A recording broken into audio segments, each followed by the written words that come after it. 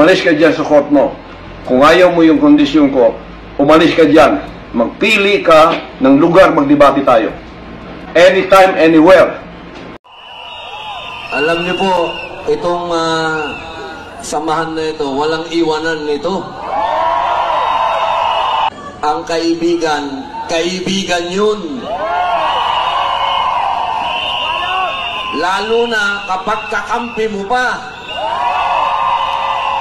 Kami pong dalawa ni Pastor ay naniniwala na dapat tapusin na ang armed struggle dito sa Pilipinas. At iyan po ang ipinaglaban ni Pastor Kibuloy.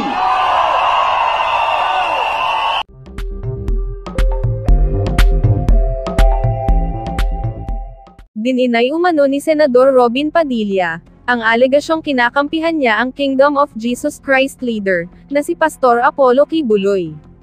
Ayon sa senador, lilinawan ko po, iba ang depensa. Trabaho yan ng abogado niya. Itong ginagawa ko ay demokrasya. Kailangan natin daanan ito. Para sa akin, itong taong ito ay may karapatan siya sa due process. Kailangan siyang dumaan kung ano ang dinadaanan ng lahat. Kailangan niyang daanan din yun, paglilinaw ni Robin Padilla. Sayang naman ang binabayad sa atin ng taong bayan. Kaya tayo nandito, proteksyonan ng demokrasya, dagdag pa niya. Senator Risa, punta tayo agad doon sa issue. 48 hours yung itinakda ninyo na parang tipong stay order doon sa pag-issue ng arrest warrant kay Pastor Kibuloy. Anong nangyari? Meron bang sagot ang kanyang abogado?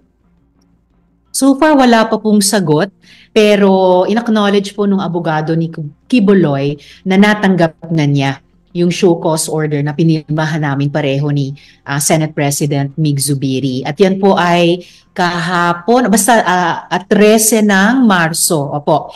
So nagsimula na pumatak yung kumbaga metro ng 48 hours. So inaabangan sometime sa Biyernes. Dapat makatanggap po ang Senado ng acceptable na paliwanag ni Kibuloy kung bakit hindi siya dapat arestuhin. Otherwise, isa-set into motion na po yung pagpapa-aresto ng Senate para paapirin na siya sa wakas sa Senate hearing.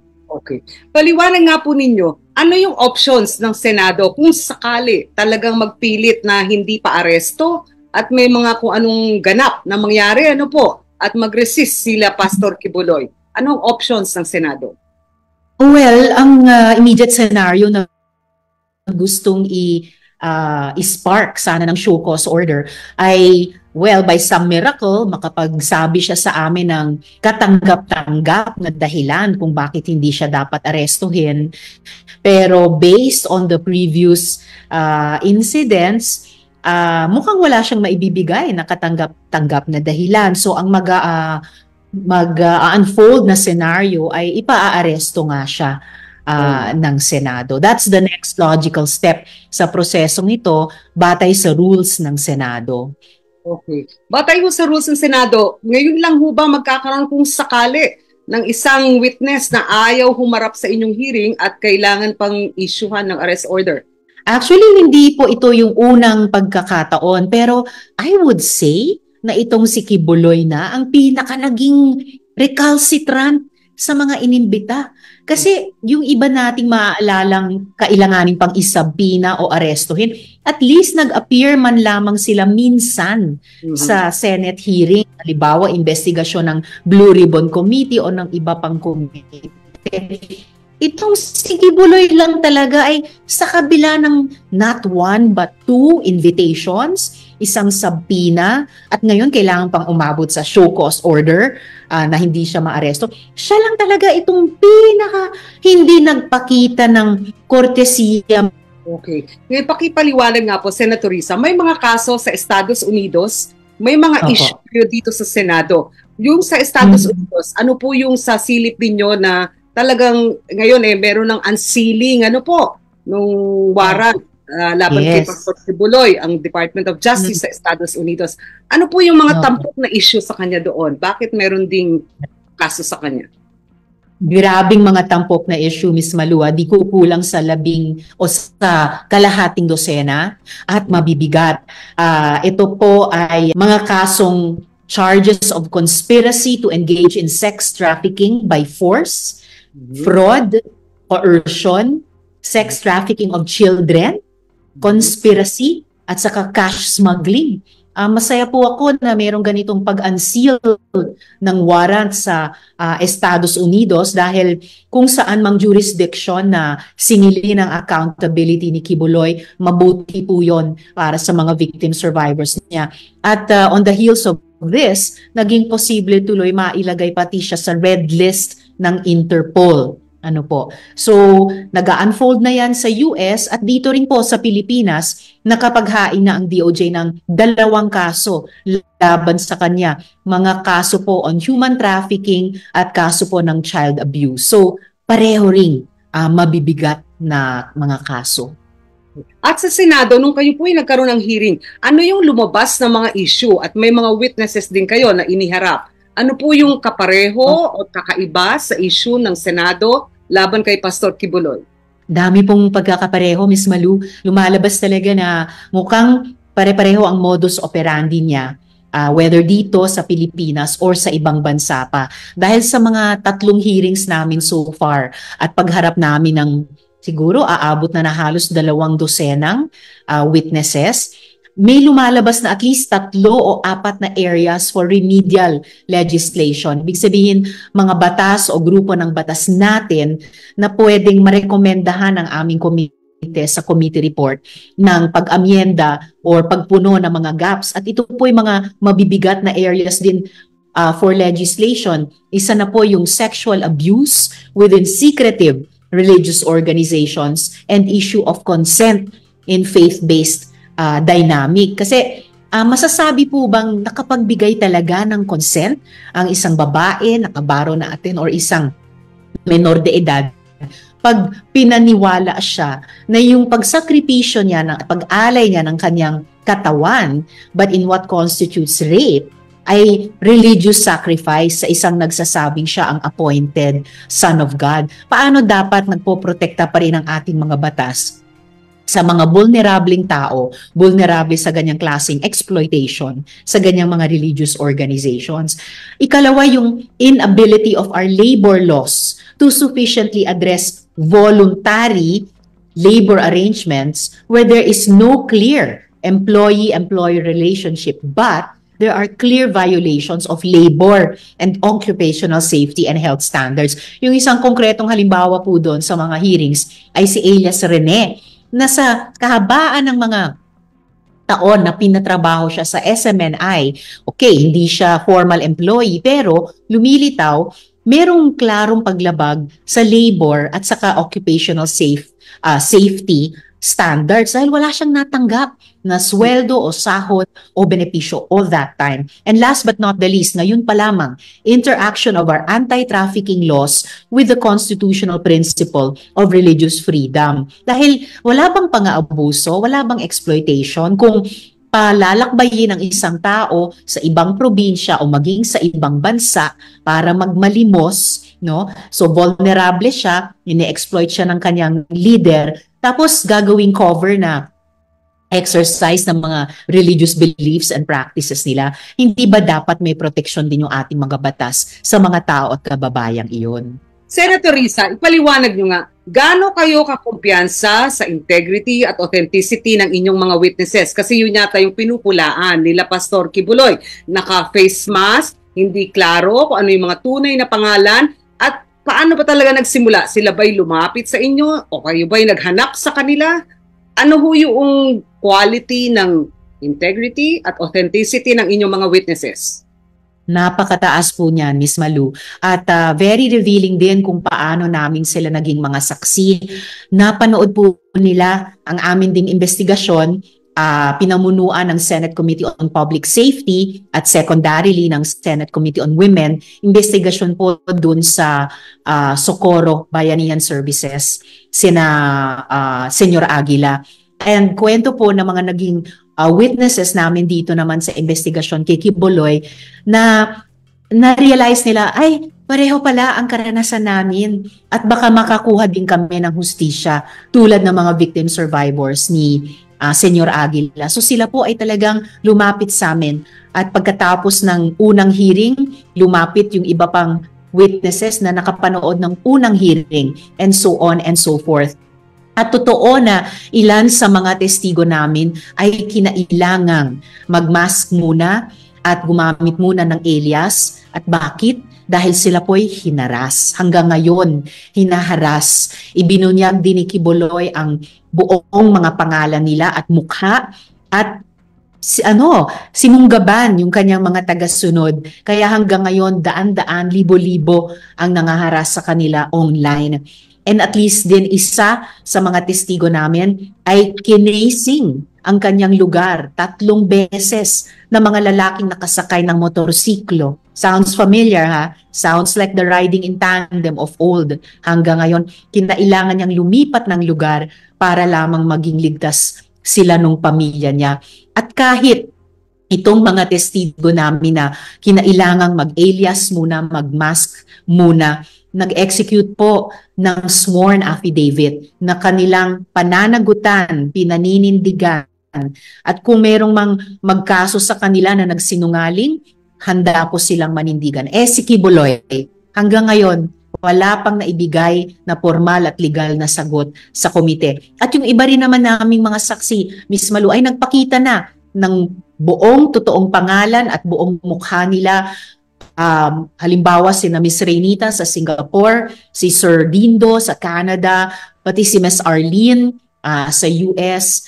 Kaya pwede ba? Walang karapatan si Quiboloy pulaan sila dahil sila, they are laying themselves on the line, hindi tulad niya. Sa panig po ng inyong komite, paano yung inyong validation o investigation? Kung sila ba ay palang mga tunay na konektado sa mga usapin? Opo, salamat. Yun na nga pala siyempre binivet po ng aking team sa opisina yung genuineness nitong mga lumalapit na testigo. Bago po namin hinaharap, pinapa-execute ng affidavit at tinatanong sa committee hearings. And in fact, Ms. Malua, may mga lumapit sa amin, gusto daw maging testigo, pero sa vetting process na iyan, napag-alaman namin, sugo ni Quiboloy. Gusto lamang sa gitna ng hearing, pasinungalingan yung hearing dahil sila ay malalaman ng mga false witnesses. So meron din ganyang attempt i-disrupt at i-obstruct ang pagdinig ng komite. So sa vetting po namin, na-weed out namin yung mga ganon. Mga ilan po yun? Yung parang tipong nag-alok sana na magtestigo pero peke pala? Baka sa committee report ko na lang ibubunyag kung ilan po sila. At ang nananatiling mas mahalaga po sa amin ay may mga 100 na humarap na solido po ang kanilang testimonya. And gaya ng nabanggit ko, subject po ng kanilang sworn affidavit. Kahit po yung mga kababayan natin na nasa ibang bansa pa ay nag-execute po ng mga affidavit na iyon, sinumpa ang salaysay sa isang embahada o konsulado natin doon. Ngayon, ano po yung proteksyon na kailangang ibigay dito sa mga testigo ninyo? Kasi mukhang sabi nyo nga, may casing ng bahay, hinaharas sa online. Ano po yung masisiguro ng Senado para naman, baka naman may lumapit pang dagdag na testigo?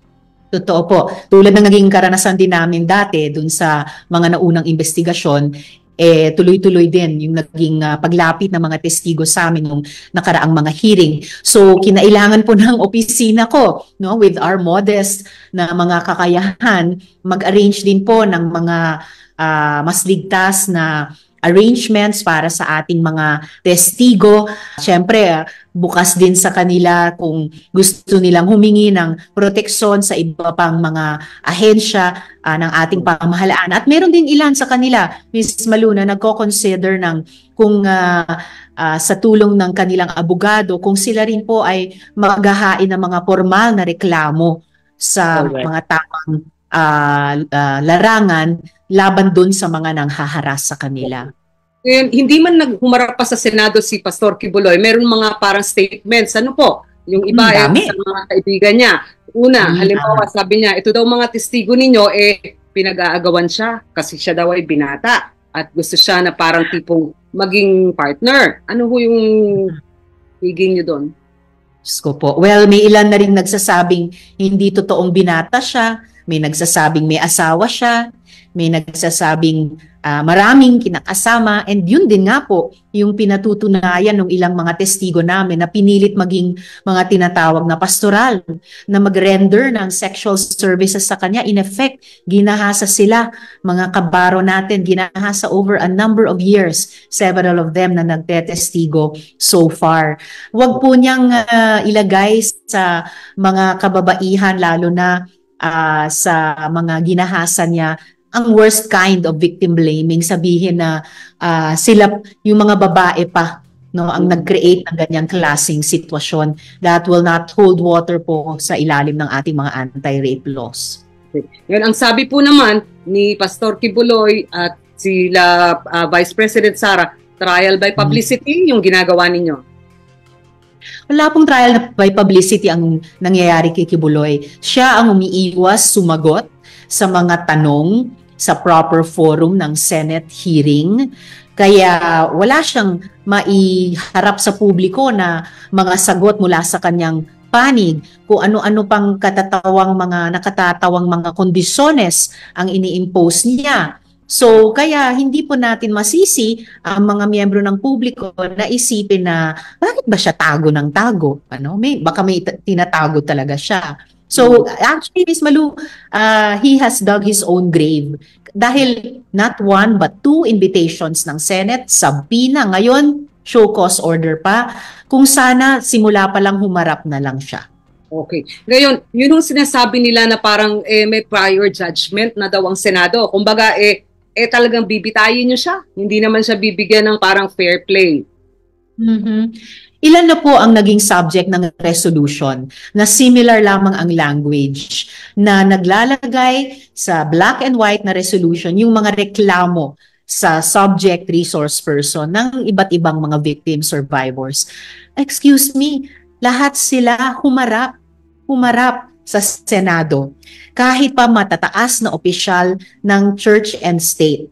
Humarap na sa mga dating Senate hearings ang isang former president ng Pilipinas, ang isang sitting Senate president, mga matataas na opisyalis ng cabinet, pati mga church officials, kung maalala natin yung Pajero Bishops investigation, lahat po sila ay hindi nagdahilang hindi sila dapat humarap sa Senate investigation. So, bakit naiiba si Kibuloy? At kung tulad nila, kung gusto nilang sabihin na hindi totoo ang mga paratang na nakapaloob ng mga victim survivors sa Senate resolution, so kinuha nila yung pagkakataon ng isang Senate hearing para sabihin yung kanilang panig. Hindi ko maintindihan bakit hindi yan magawa ni Kibuloy. Okay. Pati yung mga general, ay humarap na rin. Yes, mga West. Pati mga general ng armed forces. So, church and state, matataas na opisyalis ng pareho ay humarap na. Sino ba naman si Kibuloy para hindi? Okay. Ngayon, sa totoo lang po, tila nakasandal pa rin sa mga Duterte si Pastor Kibuloy. In fact, si dating Presidente Duterte, bali parang siya yung administrator ng lahat daw ng assets ng SMNI at ng simbahan. Samantala, si Vice President Sara nagsalita na parang tila nga trial by publicity yung inyong hearing sa Senado. Ano po ba yun? Ito po ba may partisan political divide? Well, yan yung nagpapakita ng partisanship at politika. Ngayon pang Marso na buwan ng kababaihan. Yun ang mas dapat pinanigan sana ni VP bilang isang kabaro din, bilang siya ay Secretary of Education. At mga bata na dapat nag-aaral ay kasama sa mga biniktima at binibiktima pa ni Kibuloy. Si Duterte naman, napaka-interesante talaga, siya ang inataas ng administrador ni Kibuloy sa kanyang mga properties. Talagang lalong dumami ang issue sa ganyan. Dahil isipin talaga ng mga tao, ang mag-a-appoint lang ng administrator ay isang taong hindi na kayang mag-administer ng kanyang sariling properties. At sinong i-appoint niya? Siyempre, isang tao na, kumbaga, magkakabit talaga ang mga kapalaran nila kahit sa usapin ng pagmamay-ari ng mga properties. And nag-appoint siya ng administrator. So, nag-usap tuloy yung mga tao na, baka tatakas na sa bansang ito. Kaya nanawagan po ako sa Bureau of Immigration, siguruhin na hindi makatakas sa alinmang borders natin si Quiboloy.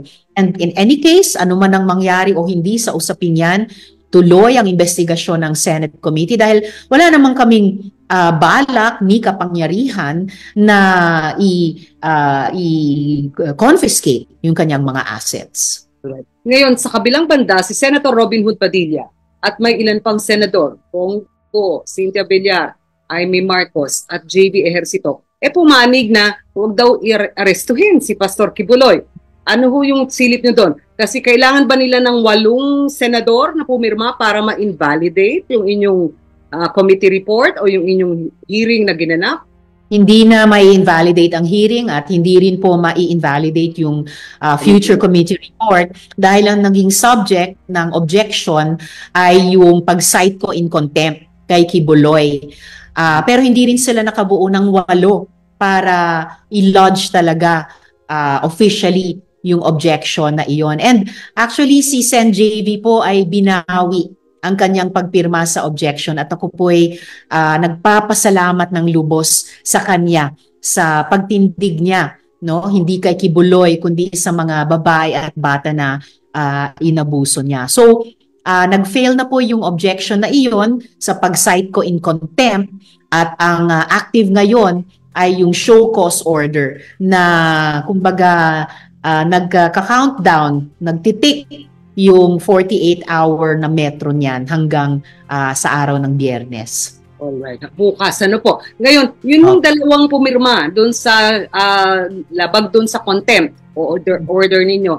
Si Senator Amy Marcos, kapatid ng ating Pangulo.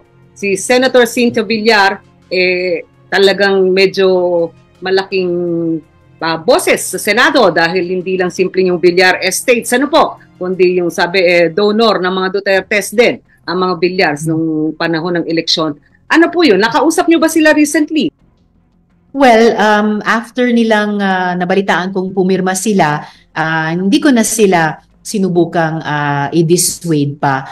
Nirespeto ko na lang yung kanilang pagpirma, bagamat yun na nga sabi ko sa lahat ng mga kasamang senador, buwan ng kababaihan ngayon at gawin naman nating happy para sa ating mga kabaro. Pero ako po'y masaya po talaga at nagpapasalamat sa mayorya ng mga senador na in effect sinuportahan yung aking pag-cite in contempt. Hindi po sila pumirma sa objection at higit sa lahat, pinakita nila yung pagkampi nila dun sa mga babae at nooy menor de edad na naghihingi ng spasyo, nasabi in their own voices yung kanilang katotohanan at makasingil ng accountability at hustisya mula kay Quiboloy. Sa House of Representatives, Senator Risa, meron ding katapat na investigasyon at parang ito yung pagpapa-invalidate noong franchise ng SMNI at meron ding arrest order na namumuo. Kayo ho ba'y nagko-coordinate sa House of Representatives? Sila yung SMNI, kayo itong mga child trafficking, sexual abuse? Wala pong coordination, Ms. Malu, dahil magkaibang subjects naman po ng aming investigasyon, gaya ng binanggit nyo nga po. And in any case, yung subject nila ay isa sa mga legislation na nag-emanate sa House. So hindi po tinatrabaho ng Senate unless and until iakyat na po ng House sa amin. So kami po dito sa Senado ay nakatutok talaga dito sa investigasyon ng Committee on Women dito sa mga alleged offenses laban sa mga babae at bata. Alright. So ibig sabihin may arrest warrant kayo kung sakali lumagpas na yung show cause order. May arrest order din na gusto ang House of Representatives. May Department of Justice cases na posibleng magbunga din ng arrest order. At may unsealing ng warrant dun sa US cases. Ano po? So tila 4 na iba't ibang arrest order ang haharapin ni Pastor Quiboloy? Posible kapag nahinog yung lahat ng mga prosesong iyan. At ako naman sa anumang jurisdiction, sa alinmang institusyon, masingil ang accountability ni Quiboloy. Mabuting balita po yan at wini-welcome ko po talaga iyan. Okay. Pero meron yata ang DOJ din na parang hold order, hold departure order? Ganun po ba? Meron pong ILBO, Immigration Lookout Bulletin Order, ang Bureau of Immigration sa ilalim ng DOJ, on the strength of which nanawagan nga ako sa BI na wag patakasin si Quiboloy sa alinman sa mga borders natin. Alright. Pero nitong linggo lang na to, tila nag-show of force. Ano po? Yun yung mga membro ng Kingdom of Jesus Christ, na mga followers ni Pastor Quiboloy. Marami-rami rin naman sila. At talagang tipong mataimtim na gusto nilang depensahan. Ano ho yung nasisilip niyo dito? Magkakaroon ba ng parang tipong mala people power na activities para depensahan at itago si Pastor Quiboloy? Well, ang people power naman nung 1986 ay milyon-milyon, no? Hindi pa naman umaabot sa ganyang magnitude, bagamat libo-libo nga. Basta ang sa akin, kapag umaandar naman yung ating mga constitutional processes, kasamang-kasama na po doon ang Senate investigation at ilang beses na rin nagsalita maging ang Korte Suprema in support of that.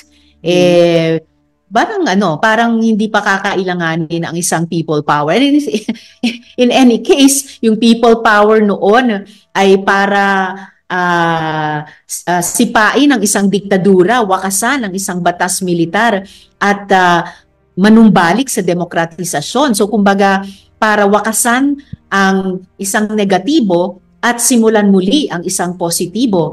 Tingin ko naman yung dito sa sitwasyon ngayon, ang pang-aabuso ni Quiboloy sa kanyang religious power, sa kanyang mga miyembro, workers, tagasunod, ay napaka-negatibo at yan ang dapat wakasan. Hindi yan ang dapat ipagpatuloy o depensahan. Okay. Senator Risa, nangangamba ba kayo na pwedeng maging madugo itong kiskisan ng Senado at ng grupo ni Pastor Quiboloy? Wag naman sana at hindi dapat. Nakakahiya naman kung si Duterte bilang dating presidente at si VP bilang kasalukuyang vice-presidente at yung iba pang miyembro ng kanilang mga pamilya na lahat ay mga nagtatrabaho sa gobyerno ang mangunguna pa sa paglabag sa mga batas at pagpasimuno ng anumang hindi karapat-dapat. At kaya rin na ako concerned na dapat nga hinihigpitan natin, hindi niluluwagan yung ating mga gun control laws. In any case, ang Philippine National Police pa rin ang pinaka may legal na mandato at pinaka may kakayahan i-preempt o tugunan ang anumang posibleng ganyang banta.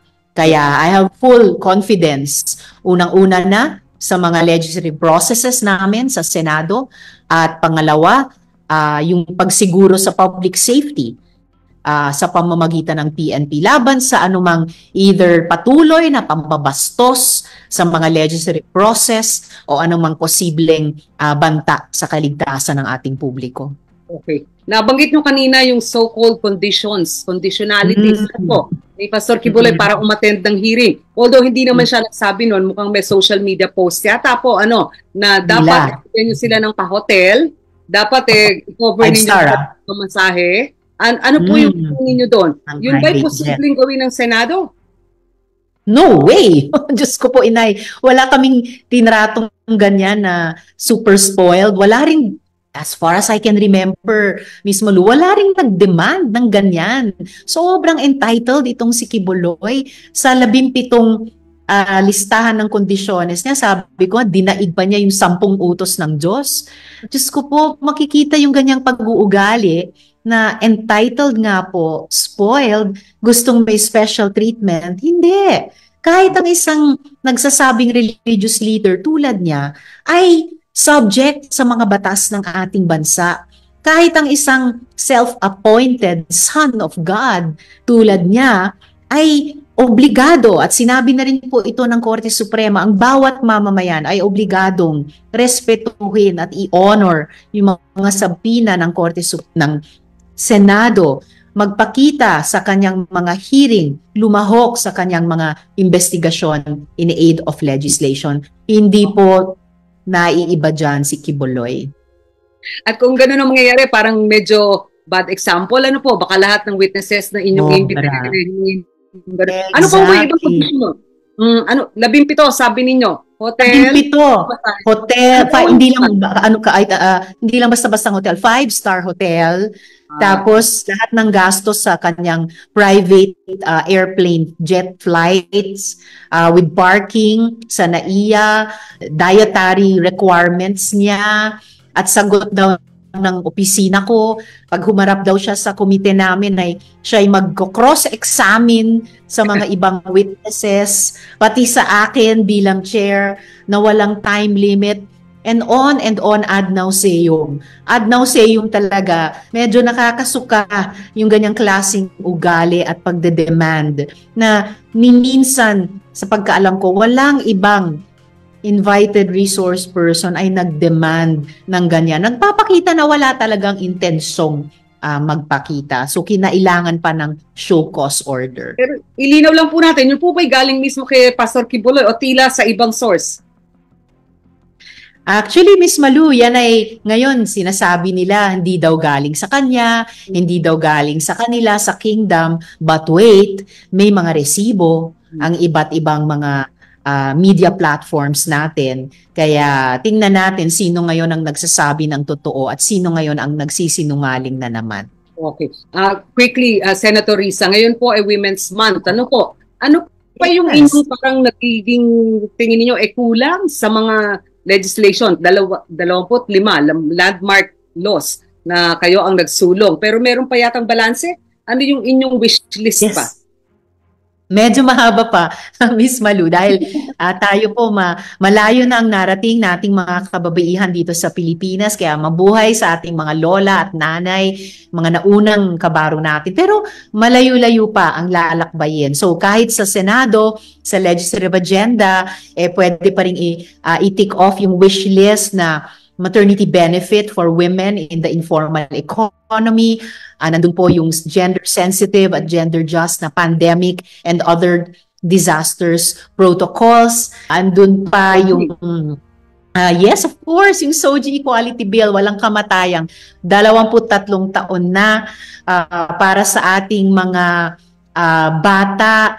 May iba't iba pang mga batas para siguruhin yung kanilang mga rights and welfare sa ilalim ng International Convention on the Rights of the Child. Of course, yung linga para kay lolo at lola bill, yung mga panukalang batas para sa ating persons with disabilities. Andyan yung dissolution of marriage or divorce bill na ipinaglalaban ng maraming mga kabaro natin at mga kapatid na lalaki din, dahil yan naman po ay second chance at love and life at para i-honor yung totoong dapat na marriage at i-honor yung totoong dapat na family life at marami pang iba, Miss Malu. Ano po yung tingin ninyo talagang realistic na matatapos sa Congress ito at during your term?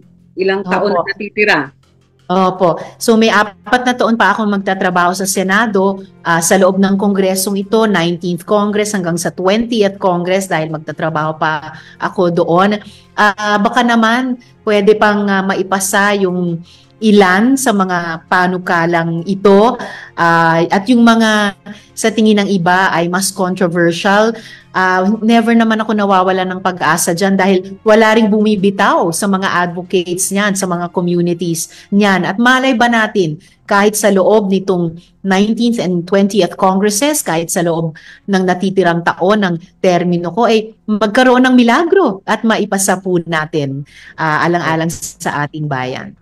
Nagsalita na po kayo tungkol sa charter change. Ano po? Tila hindi kayo sang-ayon. Pero ngayon, ang namumuong proposal, isabay daw ang plebisito. Ibig sabihin, ina-assume nila na papasa yung resolution on charter change, economic charter change, at ay sasabay daw sa May 2025 elections. Ano tingin nyo dito? Posible ba o makagugulo?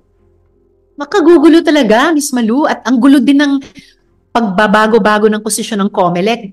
Nung hearings namin, sabi nila, wala ng budget, panahon, human resources o personnel para magsagawa ng plebisito. Ngayon, eto na naman, pwede daw sa midterm elections. Ang dami ng mabibigat na desisyong kailangan gawin ng ating mga botante at mamamayan doon. At kahit naman dito sa Senado, I think overstated yung sinabi nila nung una na meron na daw silang 18 votes para aprubahan ang resolution of both houses 6. Dahil hanggang ngayon, batay sa aming political mapping, may malakas na fighting chance kami makabuo ng at least 7 na hihindi dyan. Kaya hindi ko nakikitang papasayan sa Senado. Okay. Yung issue po ng Constituent Assembly, voting as one o voting separately, ano ba tingin nyo doon? Doon, 100% united ang Senado. Voting separately.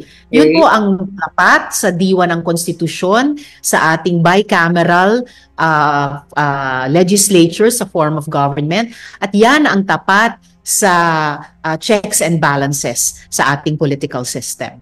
Okay. Sa ngayon po, ang opposition, political opposition na maituturing, dadalawang piraso kayo, ano po, ni Senator Coco. Pero nale-leverage namin. Opo, minority leader po. Pero may eleksyon na darating sa Mayo 2025. Sa ngayon ay parang tipong ang political opposition na maituturing kayo, pero tila may fraction o meron ng hiwa-hiwalay na, yung unit team na maituturing. Ano yung namumuo? Third force kayo lalabas? May political opposition na galing doon sa kabila? Third force nga, Miss Malu, dahil sa konteksto ng yun na nga, pag-aaway o paghiwalay, so lalong mas may espasyo kami magpresenta ng aming platform of governance at para i-argue yung kaso namin na mas kaaya-aya kami mula sa third force o oposisyon o ano man ang itatawag namin sa aming sarili sa susunod na taon, yung aking mga susuportahan para sa ating mga mamamayan at botante. Mas confident kayo that you could swing more votes sa 2025? Malakas ang pag-asa ko, Miss Malu, lalo na sa kontekstong ito ng pinagdudusahan ng mga Pilipino sa economic conditions natin. Sino man pong ang binoto sa nakaraang eleksyon, lahat po umaaray dito. At para dito, ang mga hindi nasa administrasyon ay meron po kaming, palagay ko, mas tamang mga pagsusuri at mas magandang mga proposals na konkretong magwo-work on the ground sa ating mga Pilipino. Bilang pagwawakas, Senator Risa, kayo po yata yung pinaka-active at pinaka-busy pagdating sa mga investigasyon, pinaka-nilalapitan ng mga testigo na malulungkot ang mga kwento at medyo kontrobersyal. Ano ho sa tingin ninyo ang parang papel ng iba pang senador, nakatutulong ba? At para sa bahagi nyo naman, di ba kayo napapagod? Minsan syempre, lahat tayo napapagod, di natutulog ako sa gabi, then pagising sa umaga, tuloy na naman. Masaya po ako sa aming minorya ng aking minority leader na si Senator Coco dahil dalawa lang kami, nale-leverage po namin para pumosisyon ng malakas sa mga issue tulad ng itong charter change, yung paggunita sa batas militar, yung Maharlika Fund, yung confidential and intelligence funds at yung sugar fiasco, yung sugar smuggling. At yun na nga po, basta't magkakapareho ng advocacies at marami-rami po yun, nakakabuo po kami ng minority-majority na pagtutulong-tulungan across the divide. So yun naman po yung maganda pa rin sa Senado na gayong klaseng institution kami na nakakabuo ng ganyang unities. Sa kabila ng maya't-maya, may mga sandali talaga kailangan mag-draw the line kami on political lines. Pero para sa kagalingan ng mga kababaihan at mga bata, mga pamilya, mga kababayan, meron ding maraming pagkakataong ng pagkakaisa. Alright. Is it too early to ask you to give your score? Ano ba yung performance so far ng BBM admin? At ano yung sa tingin ninyong needs improvement na areas? Maraming areas for improvement pa rin. Siguro yung next score ko sa susunod na lang na SONA nila. Tulad ng unang score ko nung nakaraang SONA nila. Alright. Maraming salamat po sa Senator Risa Ontiveros, ang chairperson ng Senate Committee on Women, Children, Family Relations, and Gender Equality. Para sa iba pang karagdagang mga balita ng Senior Buzz, ay mag-comment lamang po, mag-like at mag-share sa video na ito, at huwag po nating kalimutang mag-subscribe sa aming channel. Maraming salamat po sa inyong panonood.